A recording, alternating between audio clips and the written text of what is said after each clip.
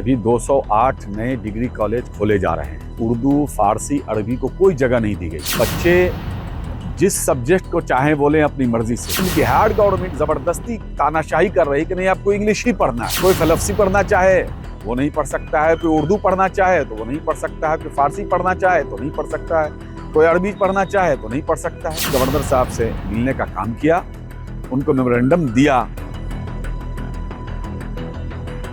नमस्कार, live cities देख रहे हैं आप। मैं हूं ताज। बिहार में भाषा के नाम पर घमासान जारी हो गया है।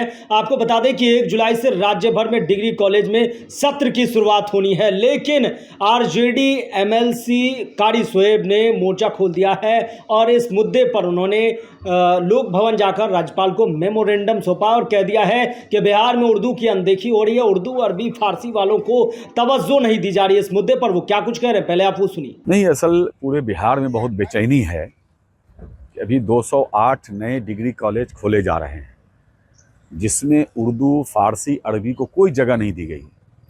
उसके लिए कोई असातिज़ा की, टीचर की बहाली का कोई प्रावधान उसमें नहीं है। तो बिहार में उर्दू दूसरी सरकारी ज़बान है और उसमें उर्दू का कोई टीचर ही बहाल नहीं किया जा रहा है। तो पूरे बिहार में बेचैनी है कि आखिर कैसे होगा। कि सवाल ये है कि जो न्यू पॉलिसी, जो सेंट्रल गवर्नमेंट की जो न्यू एजुकेशन पॉलिसी है, उसमें ये फ्रीडम दी गई है कि बच्चों को, कि बच्चे जिस सब्जेक्ट को चाहें बोलें अपनी मर्ज़ी से, जिसमें वो चाहें, जिसमें उनको दिल लगता हो पढ़ने में, जो वो पढ़ना चाहते हो वो लें। लेकिन एक तरफ central government new education policy में कह रही है कि बच्चे अपनी मर्ज़ी से सब्जेक्ट चूज़ करें क्या पढ़ना है, लेकिन बिहार गवर्नमेंट ज़बरदस्ती तानाशाही कर रही है कि नहीं आपको इंग्लिश ही पढ़ना है। कोई फलसफी पढ़ना चाहे वो नहीं पढ़ सकता है, कोई उर्दू पढ़ना चाहे तो वो नहीं पढ़ सकता है, कोई फारसी पढ़ना चाहे तो नहीं पढ़ सकता है, कोई अरबी पढ़ना चाहे तो नहीं पढ़ सकता है। अरे भाई, उर्दू सिर्फ मुसलमानों की ज़बान नहीं है। उर्दू सभी धर्म के लोग पढ़ते हैं, सभी धर्म के लोग बोलते हैं, सभी धर्म के लोग समझते हैं। तो इसलिए उर्दू को ख़त्म करने की इस सरकार की एक बड़ी साजिश है, जिसके लिए हम लोगों ने गवर्नर साहब से मिलने का काम किया, उनको मेमोरेंडम दिया कि भाई इसके साथ इंसाफ कीजिए। उन्होंने यकीन दिलाया है कि इस पर हम ज़रूर बात करेंगे और इसको हम कराएंगे। उन्होंने मुझे पूरा भरोसा दिलाया है। दूसरी बात, जो मदरसे के साथ जो है, ये बहुत बड़ी नाइंसाफ़ी हो रही है। हज़ारों पद पहले से खाली हैं जिसको भरा नहीं जा रहा। मैंने उसके लिए भी कहा है, और कई मदरसे हैं जो जिनको मंजूर करना है, मैंने उसके लिए भी कहा है। फिर जो जांच चल रही है, जांच प्रक्रिया, अभी 2 साल पहले जांच हुई थी, उसको सरकार बताए कि आखिर जांच जो पहले हुई वो सही नहीं हुई।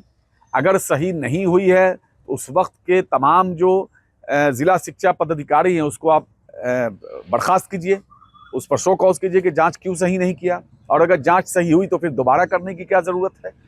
तो असल मकसद ये है, मैंने बताया उनको, कि मदरसे को एक लूट का अड्डा बना दिया गया है। जितनी बार जांच होती है उतनी बार करोड़ों की उगाही होती है। उनको सैलरी दी जाती है, तब भी उनसे कमीशन लिया जाता है, और जांच के नाम पर तो हर जगह हर इदारे से लाख, 2 लाख, 10 लाख तक लिया जाता है। तो जांच के नाम पर मदरसे को लूटा जा रहा है। सारे मुद्दों पर बातचीत हुई है। न्यू एजुकेशन पॉलिसी के हिसाब से उर्दू पढ़ने वालों को उनकी आज़ादी के हिसाब से, या फलसफी पढ़ने वालों को रोका नहीं जाए, और चाहे फारसी, अरबी पढ़ने वाले को रोका नहीं जाए। इसकी मैंने गुजारिश की है।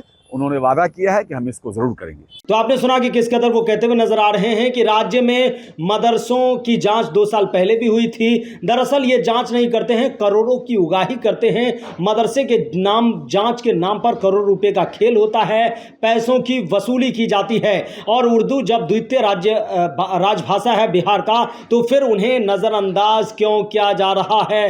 इस पर राज्यपाल से एक्शन लेने की बातें उन्होंने अपील की है। बने रहिए लाइव सिटीज के साथ। अगर आप यूट्यूब पर देख रहे हैं, चैनल को सब्सक्राइब करें, फेसबुक पेज को लाइक करें। धन्यवाद।